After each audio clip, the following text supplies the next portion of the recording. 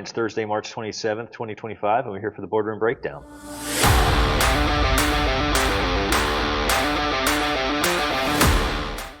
We had the cold weather shelter check presentation from the Chili Cook Off that the county staff puts together, and it's a nice way for everyone to have a little fun, cook some chili and some soup, and raise some money. And there was a little over $1,700 donated back to that church that is nice enough to open their doors. Yes. And when we have a cold weather event for people that need the shelter. And it was particularly strenuous on them when they were open for 8 days straight, going back to the snowmageddon we experienced. And the thing about it, that's the only cold weather shelter we have here. So here again, kudos for Ferris Hill to open their doors for that. I was honored to be one of the judges on the Chili Cook Off.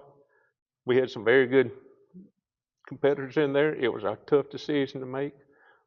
It was very enjoyable seeing people get together and for a good cause and raising this amount of money. And I'm just thankful that our county jumps in and helps what we can on this, and hope we continue it. Yeah, Ferris Hill Baptist Church has been a great partner with the county, and I think this is a great example of one of many of how Santa Rosa County really partners with the churches and the community and businesses to really stretch every dollar as far, make it go as far as we can to benefit the citizens. Recognized our EOC department during this last rain event.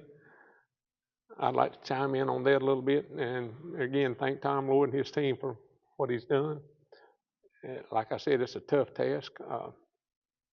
Better be safe than sorry, because weather can come on us in a second. I mean, we've seen it happen time and time again. I'm thankful that we did not have the issues that we could have had with it, and just continue doing what he's doing. I'd rather have 10 times coming up with nothing than one time he was sitting there, oh, it's not going to be nothing, and just all of a sudden we got tornadoes popping up everywhere. Yeah, that's right. You know, I know a lot of people felt like maybe the county was a little bit of a false alarm, but I think when you look at the fact that during that storm system, while it didn't affect Santa Rosa County the same way that it did the rest of the country, but there were 42 deaths nationwide, and there was some localized damage in the Village Parkway area and Gulf Breeze. But Tom Lloyd and the emergency management team did an outstanding job. I want to point out today that the board was unanimous on everything that came to the board on the agenda. So we worked as a team and supported every agenda item unanimously. And one of those things was a grant application via the Florida Boating Improvement Program for Navarre Beach boat ramp and the parking lot improvements there. That's a $1.9 million project, almost $2 million. And that if it moves forward, will completely redesign the entire parking area to provide more efficiencies there and redesign and replace the boat ramp itself. So it's not saying we're doing construction anytime soon, but the board approved going after that grant. Hopefully we can get that, which will cut the county's costs in half on that. So very excited about that. Yeah, hopefully we can get that grant. It's much needed. I've been down that boat ramp several times. It's in dire need of revamping, and I think it'll be a great asset to the community if we can get this going. Yeah. And like we've talked about, it's going to be designed where it'll be a long term. We won't be doing this in another 5 or 6 years. That's right. Different technology. Yes. Different technology than what the ramps were previously. So now hopefully the county, a future board. I know I won't be sitting here. No. But a future board won't be having to make the same decisions that we're making right now on replacement. Absolutely. We also approved some sidewalks in the District 4 and 5 area. Those sidewalks are going to be put in neighborhoods that are close to schools to help provide some safety for the children that are walking to those schools over by East Bay K-8 and Woodlawn Beach. And that's a very good thing to have someplace safe for the children to walk to school, to ride the bikes on. We want to get them out of the roads. And so if we got a sidewalk there for them to be on, hey, let's do it. Yeah, and just to remind people how expensive it is to go back after the fact and put sidewalks in where a neighborhood or an area was developed a long, long time ago without those. So neither one of these situations were platted subdivisions where a sidewalk would have made sense. So there's a lot that goes into that. The board also is very proud to donate land at 8801 Buddy Hardy Road to Habitat for Humanity via the Community Land Trust. So that's exciting. We did this recently, and there's a homestaying on it now on Congress Street in Gulf Breeze. I remember that. But that takes a new Habitat for Humanity home that gets put in the market for a deserving individual or family that needs it and needs to be affordable. But instead of that home then being sold later on and going to the open market, it keeps it affordable, so we continue to perpetuate helping someone that needs an affordable home. So that was really exciting. Exactly, and it gives people a hand up, not a handout. I'm excited about this. And then we had something really exciting over in your district at Florida Town Park, that Living Shoreline project. Yes, we need to protect that shoreline. It's eroded tremendously over the years. I remember going down there when I was a teenager, and it's nothing now like it was back then. So I'm telling my age, but that's okay.